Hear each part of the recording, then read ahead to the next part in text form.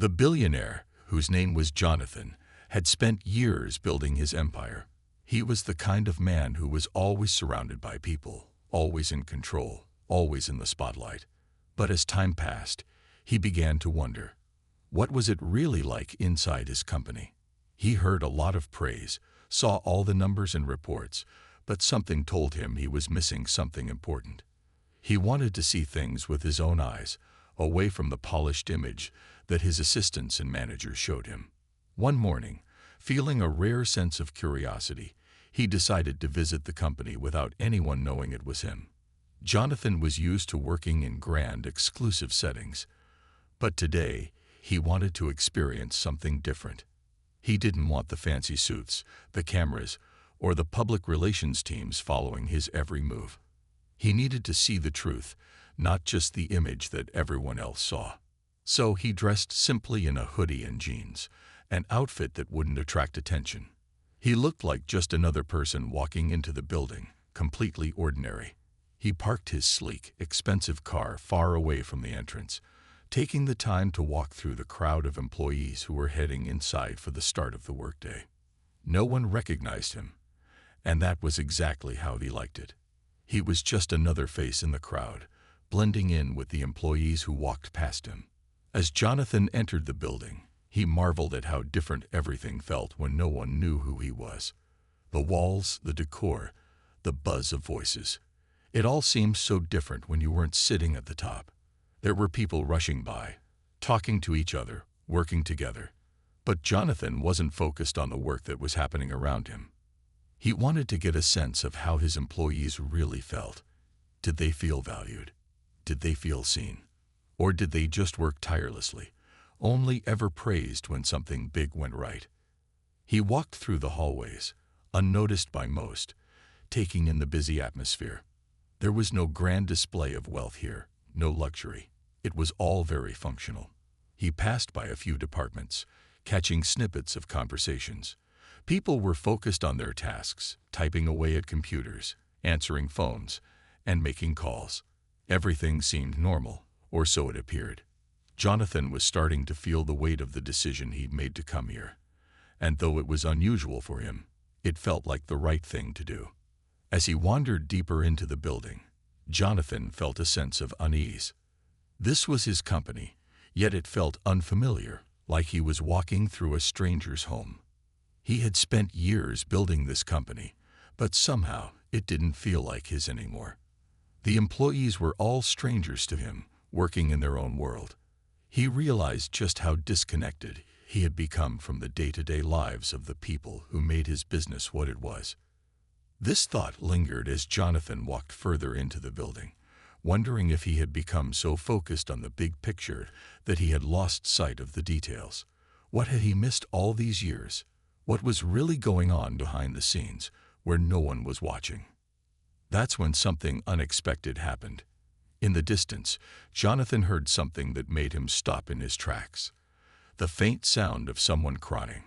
It was muffled, but clear enough that it instantly caught his attention. He paused for a moment, unsure if he had heard it correctly. But the sound was unmistakable. Someone was in pain. The billionaire stood still for a moment, trying to make sense of what he had just heard. In his company, he had never thought he'd encounter something like this in such a professional environment.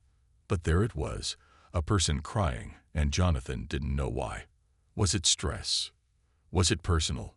Or was it something more? He knew he couldn't ignore it. He had to find out what was happening. So, without hesitation, Jonathan quietly moved towards the sound, curious and worried, unsure of what he would find. Jonathan's heart raced as he tried to figure out the source of the crying. The building was buzzing with energy, yet the sound of someone quietly sobbing felt like it stood out above everything else. It was strange to hear it in such a professional setting, especially in a company that prided itself on high standards and success. It was not what he expected to hear on any regular workday. As Jonathan moved quietly through the hallway, he tried to stay unnoticed, but his footsteps felt louder with each passing moment. The sound of the crying grew slightly louder, and his curiosity deepened. Was it a personal matter? Or was someone going through a difficult time at work? He couldn't ignore it. He had to know who it was and what was wrong. He followed the sound carefully, trying not to draw attention to himself. The hallway was lined with offices, and as he walked past each one, he couldn't help but glance into the rooms, hoping to catch a glimpse of what was happening. But the crying didn't come from any of the open offices. It was somewhere further down, behind a closed door. Jonathan slowed his pace, approaching the door from which the faint sobs seemed to be coming. He stopped in front of the office, uncertain about what to do next. He could simply walk away, ignore it, and pretend he hadn't heard anything. But he couldn't. Something about the vulnerability of the sound tugged at him. He couldn't just turn a blind eye to what was happening. He had the power to make a difference, to offer support or find a solution. So why wouldn't he? He stood there for a moment, listening more intently. The person inside seemed to be trying to control their emotions, but there was no mistaking the pain in their voice. It wasn't loud or dramatic, but there was a quiet, heart-wrenching sadness that made Jonathan pause. He felt a strange sense of responsibility, a need to do something. It wasn't just about being the boss. It was about being a human being, caring about the people who worked for him, even if he didn't know them personally. After a deep breath, Jonathan decided to knock lightly on the door. He didn't want to intrude, but he also didn't want to leave the person alone in their distress. As his hand hovered over the doorknob, he felt an unexpected wave of nerves. What if the person was embarrassed? What if they didn't want anyone to know? What if they didn't want his help at all? He knocked gently, his heart pounding as he waited for a response. For a long moment, there was only silence. He wondered if he had made a mistake, if the person had heard him at all. But then, from the other side of the door, there was a soft, startled sound, like someone had just noticed him. Jonathan held his breath, waiting for the person to speak. "Who is it?" came a quiet voice, trembling slightly. It was the voice of a woman, and she sounded surprised, maybe even a little frightened. Jonathan hesitated for a moment, unsure of what to say next, but he couldn't just leave without acknowledging the situation. So, with as much kindness as he could muster, he responded. It's Jonathan," he said softly. "I'm sorry to interrupt. I just heard." He paused, unsure if he should say what he had heard. "I just wanted to check if you're okay." For a moment, there was nothing but silence. Jonathan wondered if she would open the door or ask him to leave. He could feel the tension building, but he knew he had done the right thing by reaching out. Finally, the door creaked open just a crack, and he could see a woman standing on the other side, her face red from tears. She quickly wiped her eyes, trying to hide her emotion. But it was clear she had been upset. The moment was heavy, and Jonathan couldn't help but feel a surge of empathy for her. There was no going back now. Jonathan had heard her cry, and now he had to figure out how to help her. The woman at the door looked up at Jonathan, her eyes still red from crying. She was clearly trying to gather herself, quickly wiping away any remaining tears, but there was a vulnerability in her expression that she couldn't hide. Jonathan could tell she hadn't expected anyone to notice her, let alone the billionaire who owned the company. She hesitated for a moment, unsure how to react. "Mr. Jonathan." Her voice was soft, almost a whisper, as if she wasn't sure what to make of the situation. It was clear she hadn't recognized him right away, and it took her a second to process who was standing in front of her. She quickly stepped back, her posture straightening, trying to regain her composure. Jonathan offered a calm smile, hoping to ease the tension. He stepped closer, but not too close, giving her space. "I didn't mean to startle you," he said gently. "I just heard. Well, I heard you, and I wanted to make sure everything's okay." The woman seemed embarrassed, glancing away as she spoke. "I'm fine, really. I'm sorry. I didn't mean to make a scene." She seemed to be trying to dismiss the situation, but Jonathan could sense she wasn't as okay as she wanted him to believe. The sadness in her eyes was too deep to be hidden by a simple apology. Jonathan shook his head, his expression sincere. "You don't need to apologize," he said. Everyone has moments when they need to express how they're feeling. You don't have to keep it all inside. He paused, trying to offer a small but meaningful smile. And you don't have to be afraid to let someone know if you need support. We're all human, right? The woman's face softened, and she looked at him more intently, as if considering his words. She was still standing at the door, but there was a shift in her demeanor. Jonathan could tell she was deciding whether to let him in, not just physically, but emotionally as well. There was a brief moment of silence, a quiet tension hanging in the air, before she finally spoke again. "Thank you," she said quietly. It's been a rough few days, you know. It's a lot of things, work and personal stuff. It's hard to explain." Jonathan nodded, giving her the space to speak. "I understand," he said, his voice steady but kind. "You don't have to explain everything. I just want you to know that you don't have to go through it alone. If there's anything I can do, anything the company can do to make things easier for you, I'm here." The woman's expression changed, a mixture of relief and surprise crossing her face. She seemed taken aback by his words, as if she hadn't expected such kindness from the man who ran the company. She glanced down, trying to gather her thoughts before meeting his gaze again. "I didn't think anyone would care," she admitted, her voice barely above a whisper. "I mean, I know we're all busy, and, well, I didn't want to bother anyone with my problems." Jonathan's heart went out to her. He knew that sometimes people felt invisible, especially in large companies. It was easy to get lost in the day-to-day grind, to think that no one would notice if you were struggling. But he couldn't stand the thought of someone feeling like they didn't matter. "You're not a bother," Jonathan said softly. "You're a valued part of this company, and no one should have to go through tough times alone, especially not when there are people who care. You matter here more than you might realize." For a moment, the woman seemed speechless, as if his words had truly reached her. She didn't know what to say, so she simply nodded, her eyes filled with gratitude. The weight of the situation seemed to shift, the air between them less tense, more open. Jonathan took a deep breath, ready to offer more reassurance, but before he could, she spoke again. "I've just been feeling overwhelmed," she said, her voice growing a little stronger. "I didn't want to seem weak, but sometimes everything just piles up." She paused and looked at him, as if finally allowing herself to be vulnerable. "Thank you for being here. It means a lot to me." Jonathan gave her a kind smile, his eyes meeting hers. "You don't have to thank me," he said. "You deserve to feel supported. If you ever need someone to talk to, or if there's something we can do to help, I'm always available." She gave him a small, genuine smile in return, her shoulders relaxing slightly as the conversation took a turn for the better. It wasn't just about the business anymore. It was about understanding each other as people, human beings who sometimes needed a little help to get through difficult moments. Jonathan nodded and gave her some space to regain her composure. Before he left, he offered one final piece of advice. "Remember, we're all in this together, and you don't have to face anything alone." As he stepped away from the door, Jonathan felt a sense of relief. He had done what he came to do, not just to be the boss, but to be a human being who saw the people working for him as more than just employees.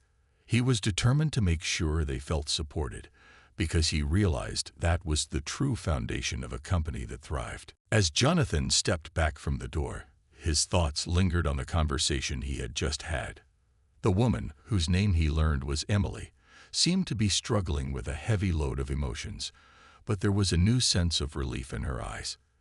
The way she had looked at him after he offered his support had been telling. She hadn't expected such kindness from someone in his position. He couldn't help but feel a sense of responsibility, a need to ensure that employees like Emily never felt alone in their struggles, especially in a company that prided itself on success. Jonathan's mind kept returning to one question. Why hadn't anyone noticed this before? He had spent years building the company, working hard to ensure it thrived. But in all that time, he hadn't paid enough attention to the small personal battles his employees might face. He had focused on the big picture, the profits, the growth, the meetings, but he had neglected the human side of things, the side that mattered the most. He couldn't shake the feeling that there was more to Emily's story than just a rough day at work. The way she had talked about feeling overwhelmed, the weight of her personal life colliding with the pressures of her job, it wasn't just an isolated incident. Emily's experience could very well be a reflection of the larger culture in the company, a culture where people were expected to put on a brave face, even when they were struggling inside. Jonathan walked through the hallways of the office, his thoughts racing. He passed by employees at their desks, talking on phones, typing on computers, completely unaware of the emotional turmoil that could be happening right beside them. It struck him how easy it was for people to hide their feelings behind their work, to bury their emotions under the pressure of deadlines and expectations. And that wasn't right. It wasn't healthy. And it certainly wasn't the kind of work environment he wanted to foster. He found himself in the elevator, pressing the button to head to the top floor. His mind was still on Emily, but now his thoughts were expanding beyond her. How many other employees felt the same way? How many were silently struggling, putting in long hours, dealing with personal issues, and never reaching out for help because they didn't think anyone would notice or care? As the elevator doors opened on the top floor, Jonathan made a decision. He couldn't just walk away from this and pretend everything was fine. He needed to do something about it. He didn't want his employees to feel like they had to face their battles alone, and he didn't want them to feel like their struggles were invisible to him. He had to change things, make the company a place where people felt seen, valued, and supported, both personally and professionally. Jonathan walked into his office with a new sense of purpose. He immediately called his executive assistant and asked for a meeting with the leadership team.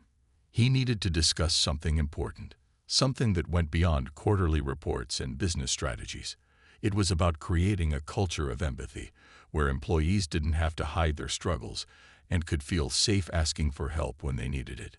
As he waited for the leadership team to arrive, Jonathan reflected on his own journey as a businessman. He had been so focused on growing his empire that he had lost sight of the very people who made it possible. They weren't just cogs in a machine. They were the heart of the company, the ones who gave everything they had to make the business succeed. And it was time for him to give something back to them, to make sure they knew they weren't just numbers on a spreadsheet. They were human beings who deserved understanding and support. By the time the leadership team gathered in the meeting room, Jonathan had already formulated his plan. He would begin by implementing initiatives to address employee well-being, mental health support, and creating a more open and communicative environment. The company had always been a place of hard work and success, but Jonathan now knew it had to be a place where empathy and care for each individual were just as important as results. As the meeting began, Jonathan shared his thoughts with the team, explaining the importance of focusing on the well-being of their employees, not just their performance. He was met with a mix of surprise and agreement, and the conversation quickly turned into a brainstorming session about how to put these ideas into action. Jonathan could feel the shift in the room as the leadership team began to understand the gravity of what he was saying. It wasn't just about policies or numbers. It was about creating a workplace where people felt heard and supported. Jonathan knew this was the right direction, and he was determined to make it happen. The meeting ended with a sense of resolve, and Jonathan walked out of the room feeling more hopeful than he had in a long time. He had taken the first step toward creating a company culture that truly cared about its people. It was a small step, but it was a beginning. And that, to Jonathan, was all that mattered. The days that followed Jonathan's conversation with Emily were filled with a new sense of purpose. His mind kept returning to the idea of creating a work environment that truly supported its people. He knew it was going to take time, but the more he thought about it, the more he felt that it was the right thing to do. His company had grown from a small idea to a massive empire, but somewhere along the way, he had forgotten what truly made it all possible: the employees who worked tirelessly to turn his vision into reality. As he sat at his desk, going over the usual business matters, Jonathan found himself distracted by the thought of how he could make things better. He could see now that success wasn't just about hitting financial targets or launching new projects. It was about how people felt when they walked into the office each day. It was about more than just work. It was about the human connection that bound them together as a team.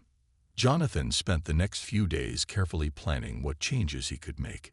He didn't want to rush into anything too quickly or make any hasty decisions, but he knew he had to act. He reached out to his human resources team, asking them to look into programs that could support employees' mental and emotional health. He wanted to make sure there were resources in place, counselors, support groups, and an open-door policy where people could speak freely without fear of judgment. He was determined to make sure that no one had to feel like Emily had felt. As Jonathan worked through these plans, he couldn't shake the feeling that he needed to do more than just implement new policies. He needed to show his employees that things were changing in a real way, not just through memos or meetings. He thought back to that day when he had walked into the company anonymously and heard Emily's tears. It had made him realize how little he knew about the people working for him, even though they were the ones who made everything possible. One afternoon, after a long day of meetings and strategy sessions, Jonathan made an unexpected decision. He called his assistant and told her he was going to take a walk around the office again, just as he had done before. But this time, he wasn't just a silent observer. This time, he was going to engage with his employees, ask them how they were doing, get to know them beyond their roles, and listen to their stories. He needed to understand their experiences, the struggles they faced, and the things they valued most about their work. The next day, Jonathan entered the building as quietly as he had before, but this time, he carried with him a new energy. He didn't just want to observe. He wanted to make genuine connections. As he walked through the office, he stopped by different workstations, engaging in brief conversations with employees. Some of them were surprised to see him, but Jonathan made sure to approach them with a sense of humility, asking questions about their work, how they were feeling, and what they thought could be improved. The more he talked to people, the more he realized just how much he had missed by not engaging with his employees on a personal level. He learned that many of them felt overlooked, like their contributions were only recognized when things went right, but not when they were struggling. He heard stories of long hours, stress, and the pressure to constantly perform. But he also heard stories of passion, dedication, and the pride people felt in being part of something bigger than themselves. By the end of the day, Jonathan had spoken to more than a dozen employees, and each conversation left him with a deeper understanding of what needed to change. He was beginning to see how important it was to not just focus on results, but also on the people who made those results possible. He realized that the true strength of his company wasn't in the products they made or the deals they closed. It was in the hearts and minds of the people who worked there. That evening, Jonathan sat in his office, reflecting on what he had learned. The conversations he had with his employees were more valuable than any business report he had ever read. They had reminded him of something simple but profound. A company is only as strong as the people behind it. And Jonathan was determined to make sure those people felt seen, heard, and valued in ways they hadn't before. He knew it was going to take time to change the company's culture, but he felt ready. He had made his first step by listening, and now it was time to act on what he had learned. The changes would come, slowly but surely, and Jonathan was ready to lead his company into a future where its greatest asset wasn't just its profits, but its people. Jonathan woke up early the next morning with a sense of purpose he hadn't felt in a long time. The day ahead was going to be busy, but this wasn't just any ordinary day. It was the beginning of something new for him and his company. He had made the decision to listen, to understand, and now he had to take action. His mind raced with the thoughts of the conversations he had the day before. The stories, the emotions, the struggles people had shared with him. He knew it was just the beginning. He needed to do more than just talk about change. He needed to create an environment where it would actually happen. He dressed quickly and headed into the office, but this time, his steps felt different. There was a new sense of direction in his stride. He wasn't just the CEO anymore. He was a person who cared, someone who wanted to make sure his employees felt seen, heard, and valued. As he walked through the office doors, Jonathan couldn't help but notice the usual hum of activity. The phone calls, the meetings, the emails. But today, there was something more. There was a quiet energy that felt different, like a sense of anticipation was in the air. Jonathan made his way to his office, but before he could even sit down, his assistant walked in with a stack of papers in her hands. "Good morning, Mr. Jonathan. Here are the reports you asked for," she said with a bright smile. Jonathan smiled back, but there was something in his expression that she hadn't seen before, a kind of openness, a softness that came from his newfound resolve.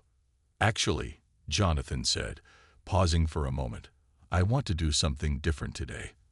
I want to meet with each of the department heads.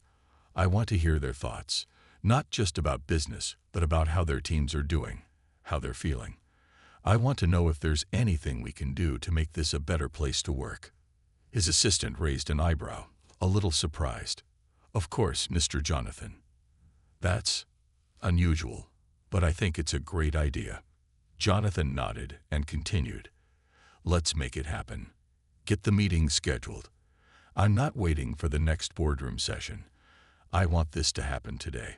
The assistant hurried off, and Jonathan sat down at his desk, feeling a mixture of excitement and nervousness.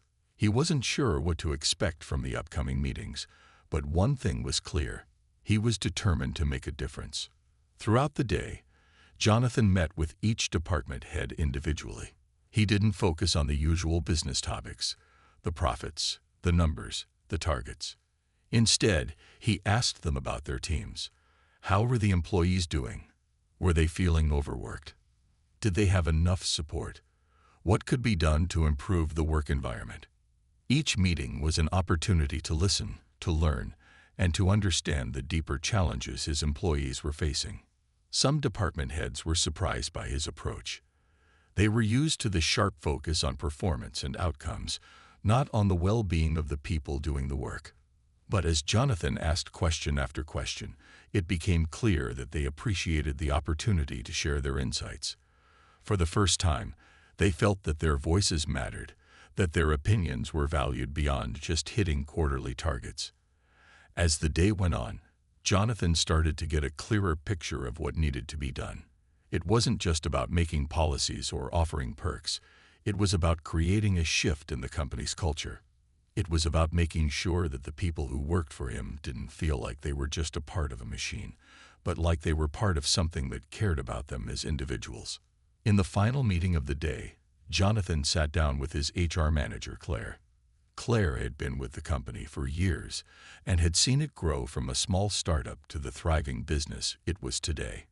Jonathan had always respected her, but today he felt like he was seeing her in a new light. "Claire," he began, "I've been thinking a lot about what we can do to make things better here. I want to create an environment where our employees feel like they belong, where they know that their well-being matters just as much as the bottom line." Claire listened intently, nodding as Jonathan spoke. "I think that's exactly what we need," she said, "but it's going to take time.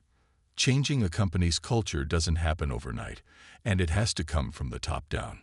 But if you're committed to it, we can start making real progress." Jonathan smiled, feeling more certain than ever.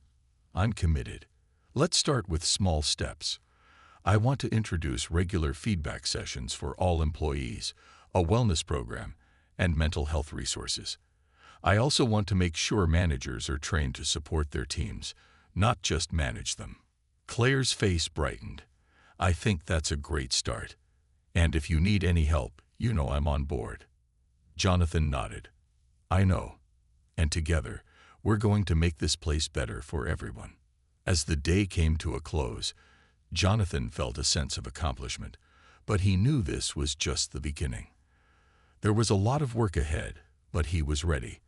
For the first time in a long while, he felt like he was on the right path, not just for his company, but for the people who made it what it was, and he was determined to lead them toward a future where they all felt valued, heard, and respected. The days after Jonathan's meetings with the department heads and HR manager were filled with a sense of anticipation. He had set things in motion, but now the real work had to begin.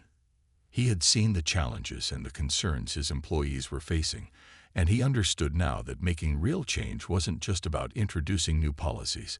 It was about creating a culture where everyone felt heard and supported. But he knew that the road ahead wouldn't be easy. He had made a commitment, and now he had to follow through. Jonathan began by organizing the first round of feedback sessions. He wanted employees at every level to have the opportunity to share their thoughts, concerns, and suggestions without fear of judgment. It wasn't going to be a one-time thing. These sessions would become a regular part of company life, an open channel where everyone could speak freely about what was working and what wasn't. The first feedback session was scheduled for the following week, and Jonathan made sure he would be present. He didn't want this to feel like another corporate initiative. He wanted to be there, face to face, listening to his employees and showing them that their voices truly mattered. He spent the next few days preparing, thinking about the best way to approach the session. How could he make sure the employees felt safe and comfortable enough to be open with him? He wanted them to feel like they could be honest, without fear of repercussions or being misunderstood. The day of the feedback session, Jonathan arrived early, walking through the office with a sense of purpose. He could feel the weight of the responsibility he had taken on. As he entered the conference room where the session would take place, he was met with a mix of curiosity and nervousness from the employees who had gathered. They weren't sure what to expect from this session, especially since Jonathan himself was there. But Jonathan smiled warmly at each person as they took their seats. "Thank you all for coming," he said, his voice calm and welcoming. "I know this might feel a little different from your usual meetings, but today is about hearing from you. I want to know what you think, what you feel, and what we can do better as a company to make this a place where you feel valued and supported." He could see the employees' expressions soften, their initial nerves giving way to a sense of trust.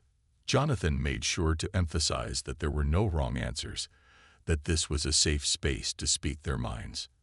As he listened to each employee share their thoughts, he was struck by how many of them were grateful for the opportunity to be heard.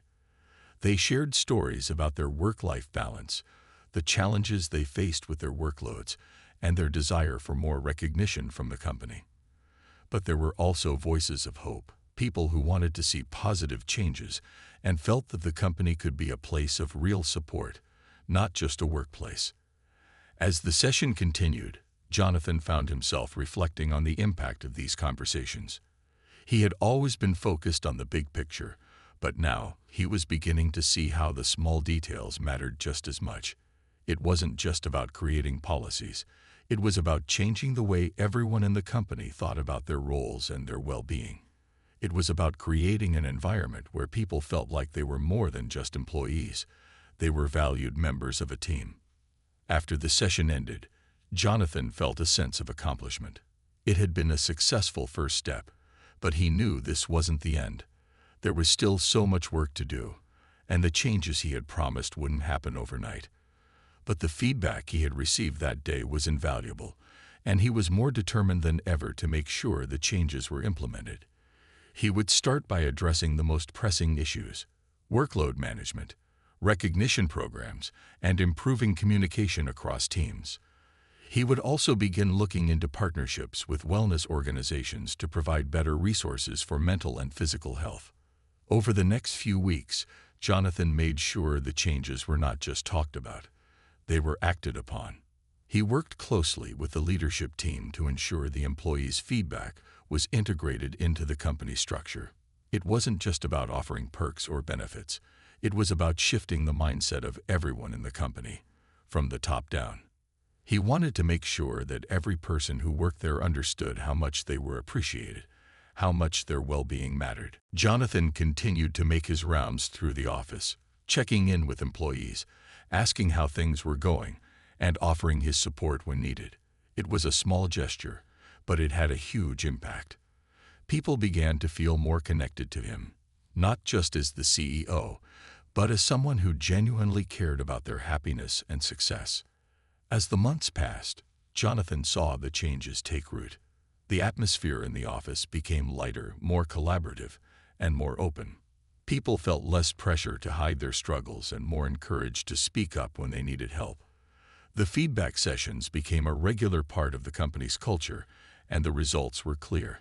Employees were happier, more engaged, and more productive. One afternoon, as Jonathan sat in his office, reflecting on the journey so far, he couldn't help but smile.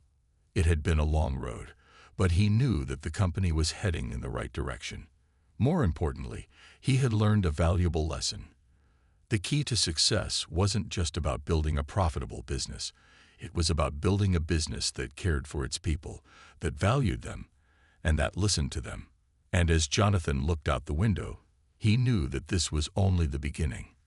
The best was yet to come. As Jonathan continued his efforts to create a company culture that truly valued its employees, he started to see the fruits of his labor. The feedback sessions had become an important part of the company's routine, and employees were starting to feel more comfortable expressing their thoughts and concerns. The changes he had put in motion were beginning to take shape, and the atmosphere in the office was noticeably different. There was a sense of openness, camaraderie, and mutual respect that hadn't been there before. But even as the positive changes unfolded, Jonathan knew there was still work to be done. The culture of a company wasn't something that could be completely transformed overnight. It took time, consistency, and a commitment to listening, learning, and improving. Jonathan had made the decision to prioritize his employees' well-being, and now he had to ensure that the initiatives he had introduced were sustainable. One of the key changes that Jonathan focused on was improving communication across teams. In the past, there had been silos within the company, with different departments working in isolation. This made it difficult for employees to collaborate effectively, and it often led to frustration and misunderstandings. Jonathan knew that breaking down these barriers would be crucial for building a more cohesive and productive work environment.